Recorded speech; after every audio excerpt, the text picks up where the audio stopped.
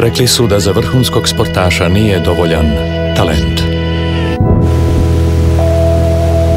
Rekli su da je potrebna odlučnost, trud i beskrajna količina rada.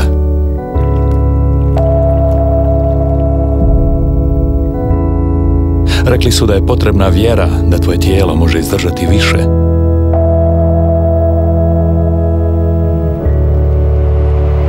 I doza ludosti da se prepustiš toj ideji.